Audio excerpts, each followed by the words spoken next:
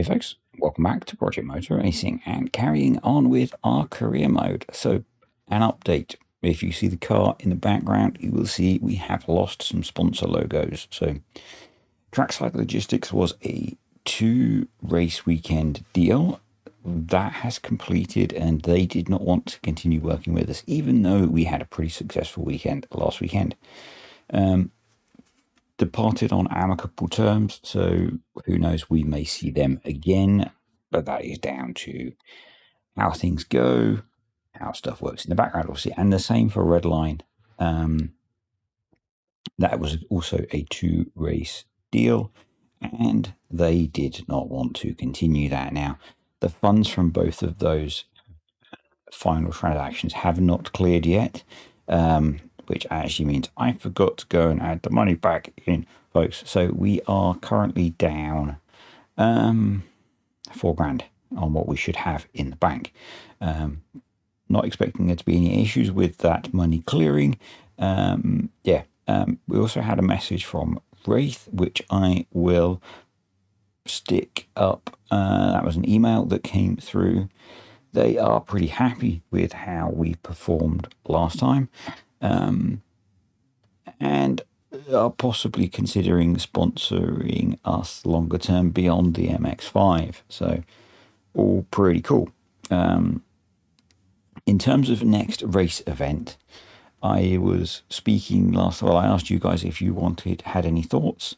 The video has not been live that long, so I figured I would just go into the European Championship that I created.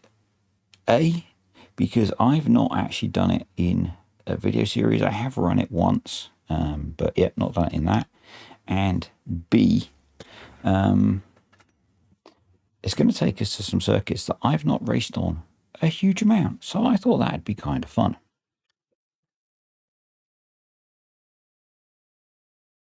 The other thing that I realised is I hadn't plugged my headphones in, which is why I couldn't hear the sounds that the game was making. So it's £15,300 to enter.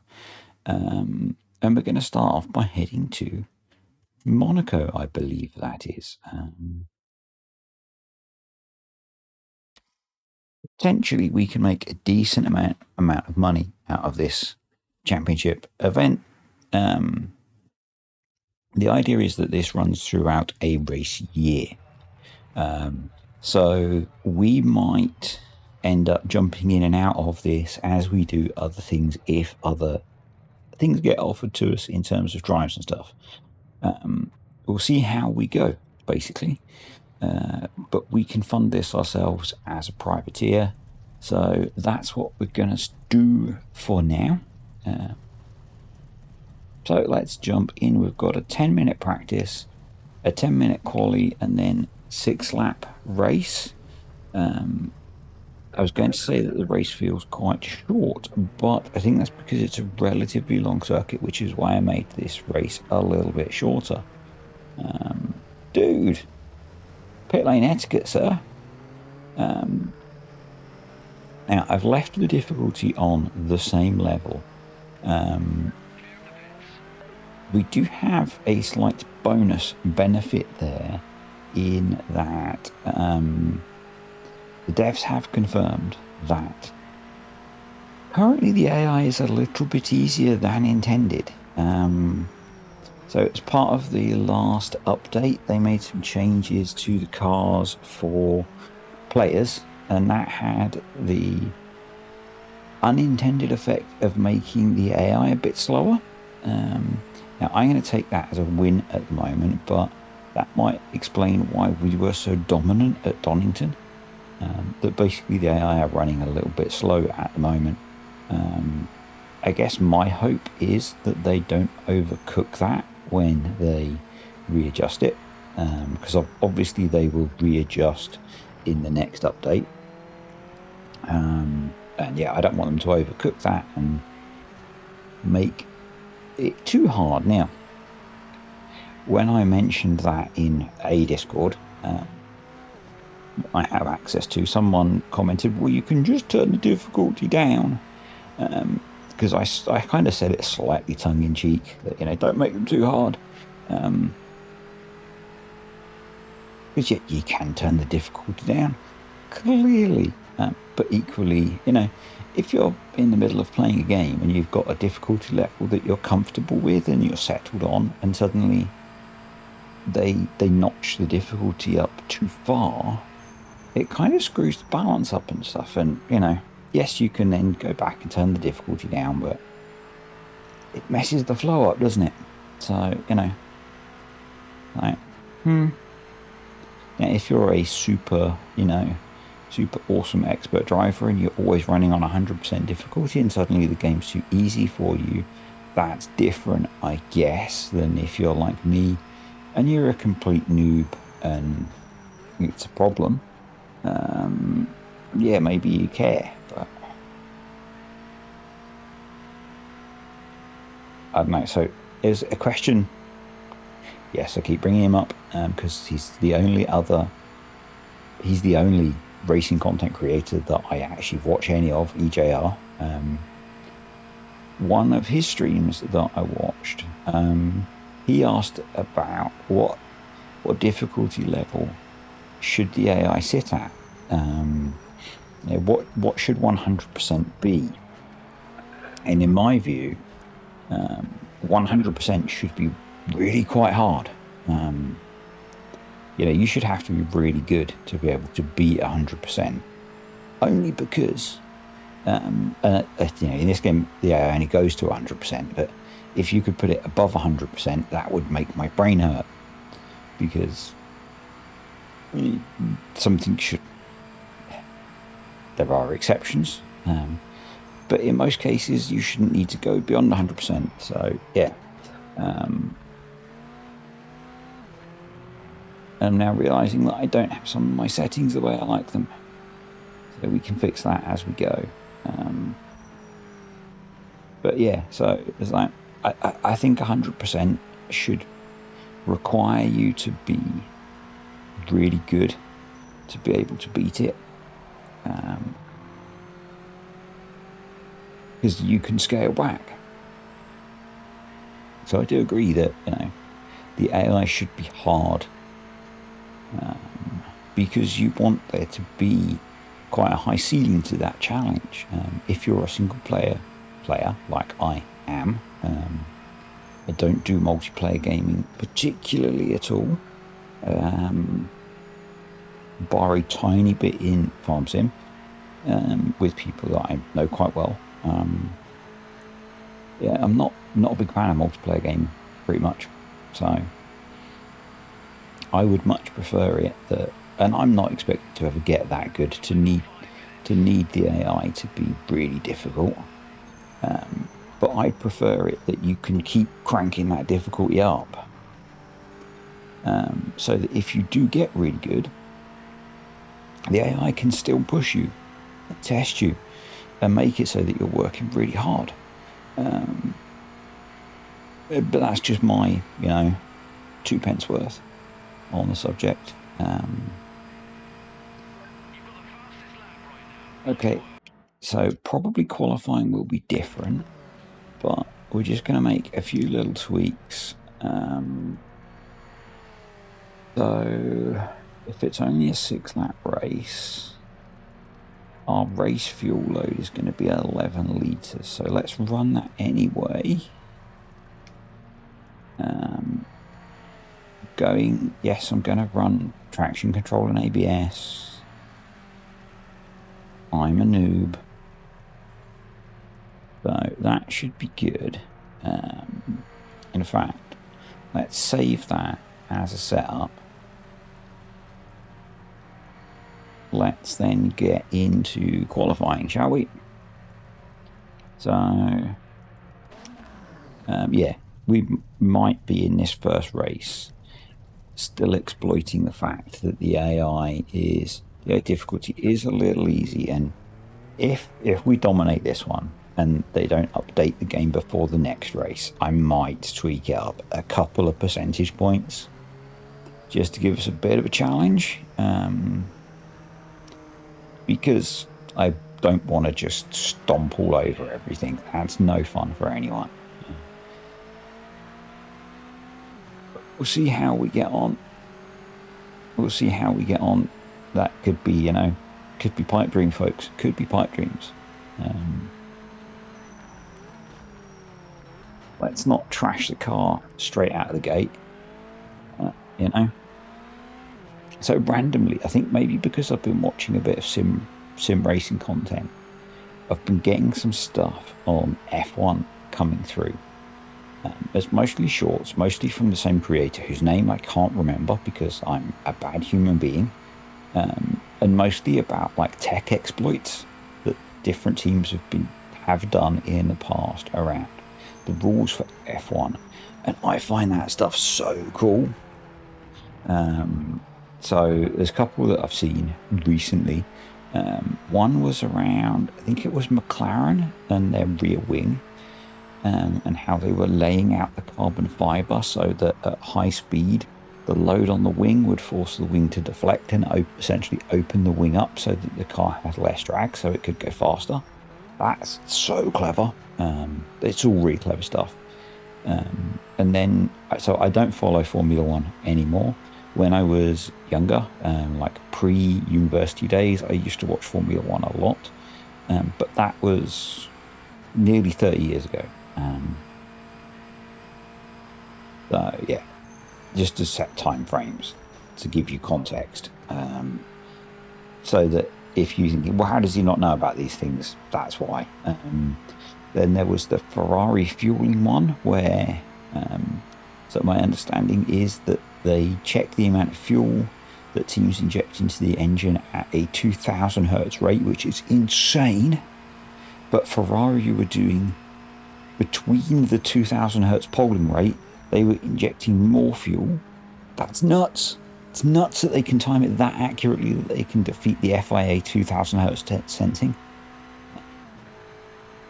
Just crazy. And then the latest one was, I think, Red Bull and maybe one other team. So they have a compression ratio limit of 16:1 on the engines now. Let's just get through this first chicane. Brake harder.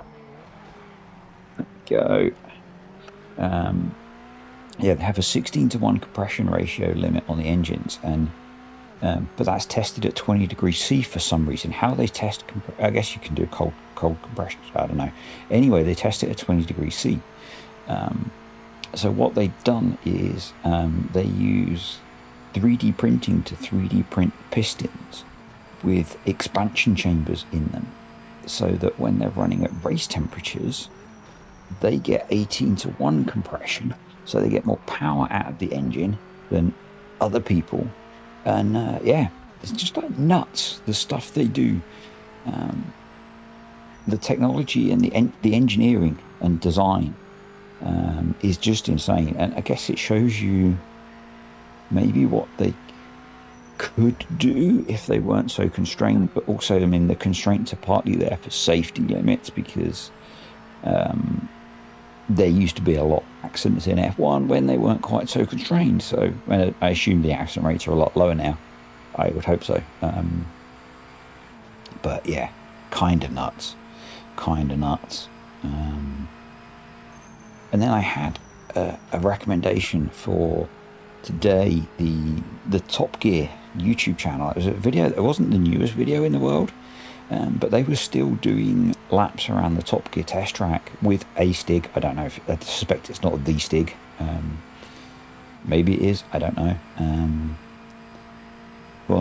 And they had an electric car which had ducted ground effect. With like, I think it had 2 fans underneath it doing ducted ground effect. I can't remember the name of it. Begins with M. And this thing had so much downforce, it was insane. And it was like a few seconds a lap quicker around the Top Gear test track than an old F1 car.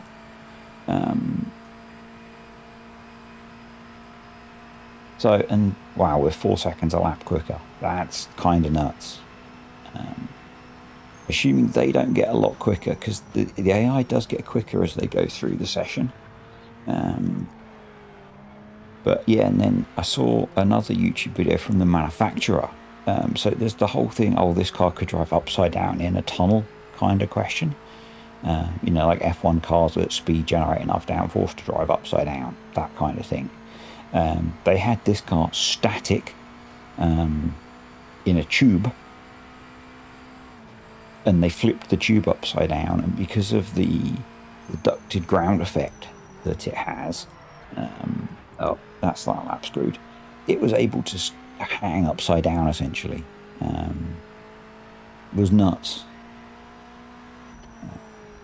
But yeah, also very cool. Also very cool.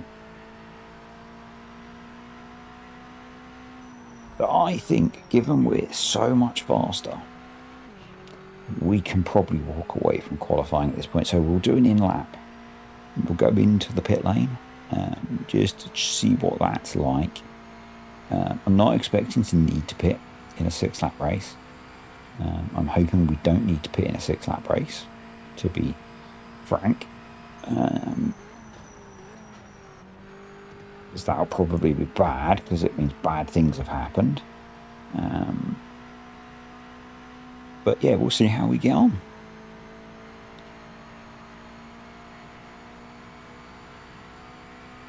But not a bad first session.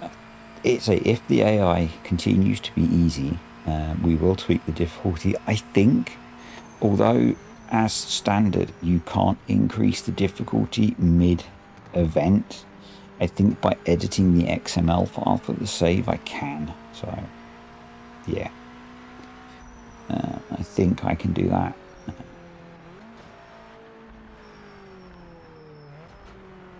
Go. Oh, you wouldn't want to overshoot your box, would you? That'd be bad. Don't overshoot your box, fellas. Which I did. But it doesn't matter, because we're going to hit the button to return to the pits. So standings, we're comfortably first. So let's just double check. Our fueling for a 6-lap race, 11 litres is plenty. Our setup is for 12. So yep, I think we're good. Let's jump on. And yeah, we were so dominant there.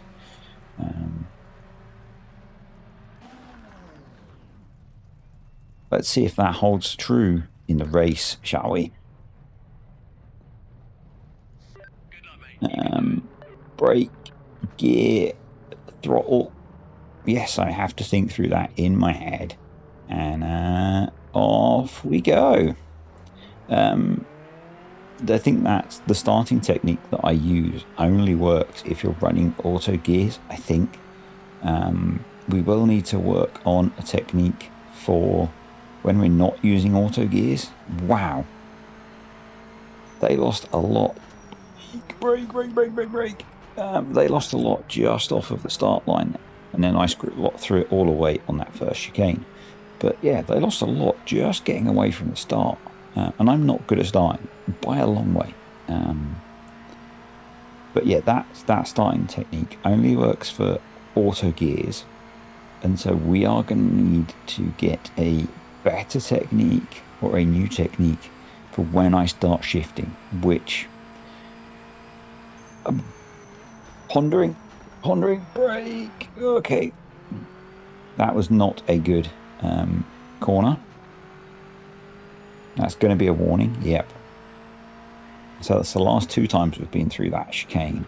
We have screwed it. So you need to brake earlier through there, because otherwise we're going to throw away a timing penalty. But anywho, let's try and settle down and get our laps done now. And yeah. Someone remind me between videos, assuming I don't screw this up now and throw it all away, that I need to seriously consider tweaking the difficulty. I need to add the 4 branding from the sponsorship check that hasn't cleared yet. We'll go with that as the reason, not that I forgot to edit the XML file. And there is every chance that if I can keep stringing together decent performances, ignoring the fact that the AI is a little bit balked at the moment, that we'll get some bigger sponsorship deals, which is cool.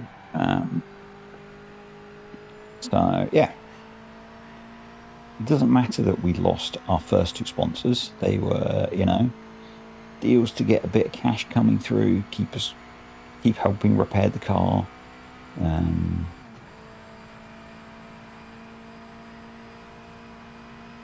The big deal was obviously getting the new car, which has helped no end. I am so much happier racing in this than I was the Porsche.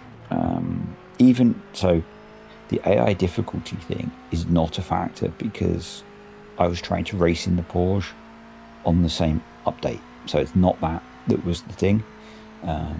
It is the car. And I think, that, because I was talking about the NGT, the Mosler, which is a mid-engine rear-wheel drive car. And I think if we're going to think about, procuring one of those, I would need to test drive it and just see if it's got the handling problems. I guess there's a difference between rear engine and mid-engine in terms of like weight distribution and stuff, and Porsche wanting to kill you. And I can't remember if I spoke about this in the last video or not, but I've been watching a bit more real world content about cars lately, and they so in one of those videos they were pretty much talking about that a bunch of I think it was real world, I'm sure it was. There is every chance I'm confusing it with watching sim content, but it might be actually. Either way, people talking about the fact that Porsches want to try and kill you, and so it's not just me that struggles in them.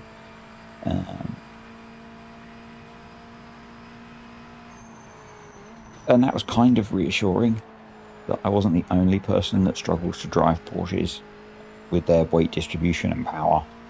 So, yeah, that was kind of nice, because I was obviously very frustrated with the last car. So there's a bit of me. I'm very torn on if we buy the next car, what I go for. And if we do well in this championship, and I am genuinely I'm going to increase the AI difficulty with how this is going, but if we do well in this championship, we should be able to move up a class after this. And my heart is thinking Marcos or the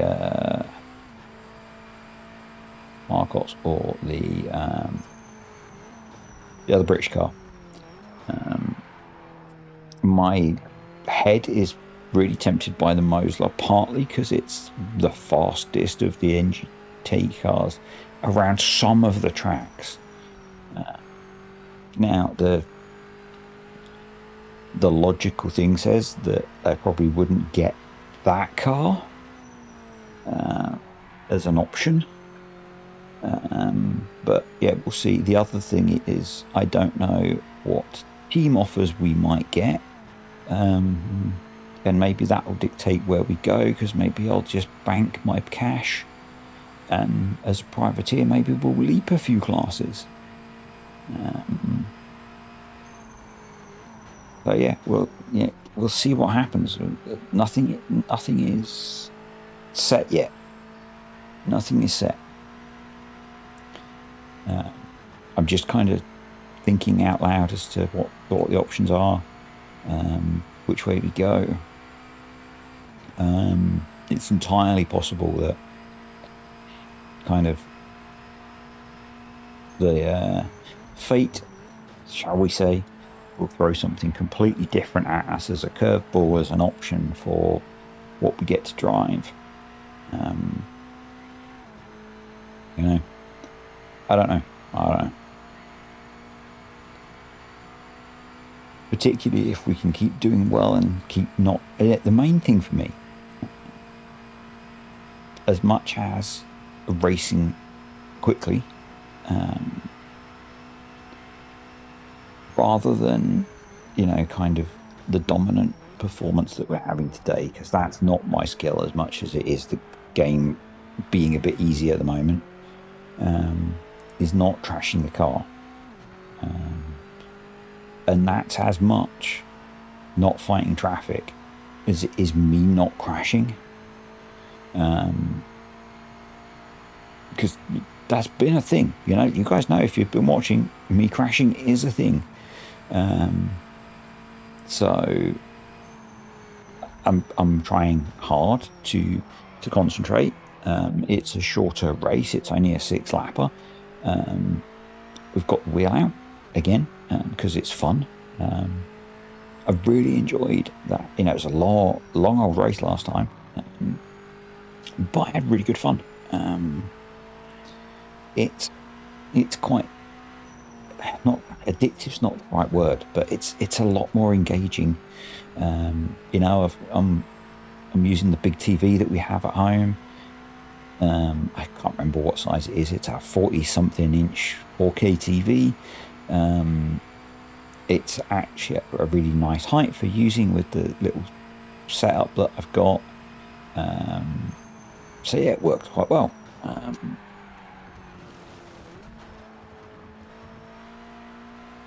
And it makes it much more immersive than sitting with a controller. With, you know, quite often when I'm recording all the other games that I play, I'm sitting either on my laptop or with like a portable monitor, either in a hotel or in like the reclining armchair. It's yeah. So this is much more immersive, much more engaging, much more fun. So really cool, really enjoying it.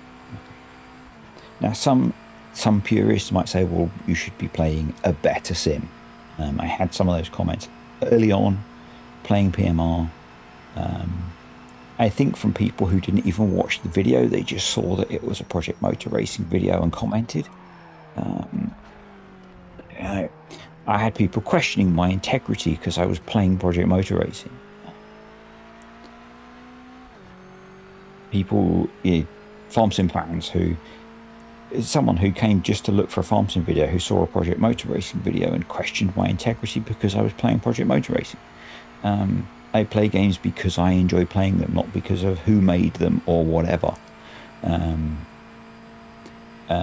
yes, this game had issues when it released. And there were people that weren't happy that they'd pre-ordered the game and paid their money and the game wasn't what was promised at release. Personally, I think the game's been getting better through the updates. I'm not a sim racer. I've said that many times. I enjoy playing this game for what it is.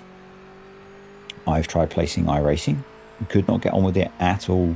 Could not do a lap of some of the tracks that I play on this game in this car.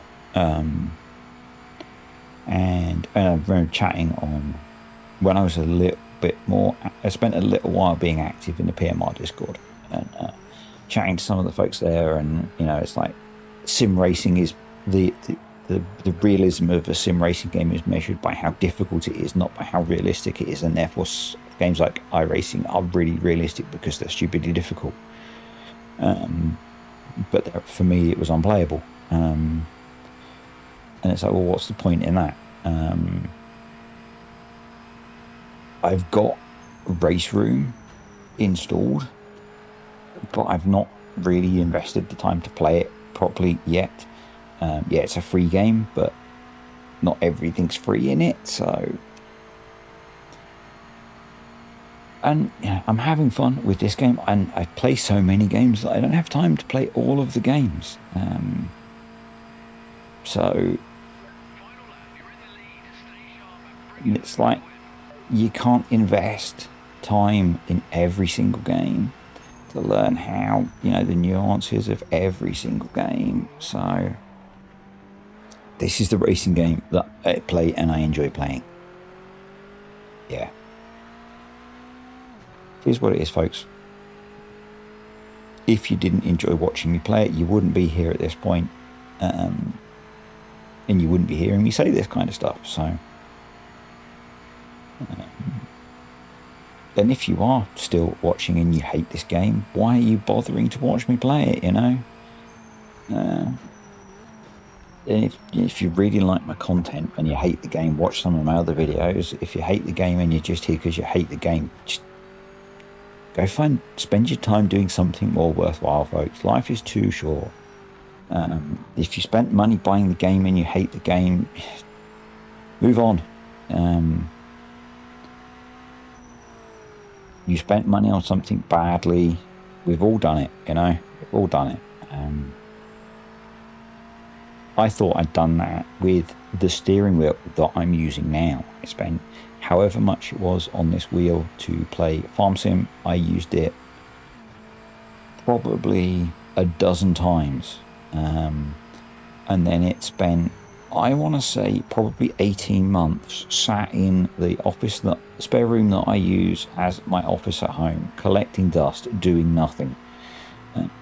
That was a bad use of money, and it was more than £100. I didn't go shouting at Logitech for making me spend money.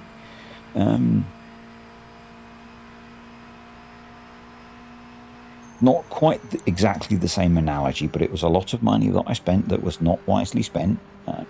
No, I was not under-promised. I get that. But,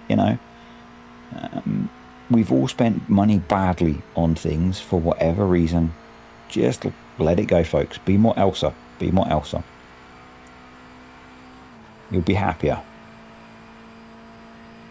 And across the line. Yeah, we need to crank the difficulty up a little bit, I think. That was a tad on the easy side. Now, the big positives that we should take away from this, we being me, and didn't stack the car. That's a huge win for me. I'm just trying to let them finish so I can get some timings for doing stuff in a moment. I wake the mouse up. Is it going to let me finish? There we go. Right. Because I need that. Let's finish the weekend. We got 12 grand out of that. That's quite nice. Right. And yeah, pretty pleased with that. So the next race is at Spa, a circuit that, as I've spoken about recently, is a bit of a nightmare for me. What was our damage coming out of that? £0. I'll take that. Yeah. But I hope you enjoyed that. Let me know what you think. And I'll see you all next time for race 2 at Spa. Hopefully. Unless, something more interesting comes up.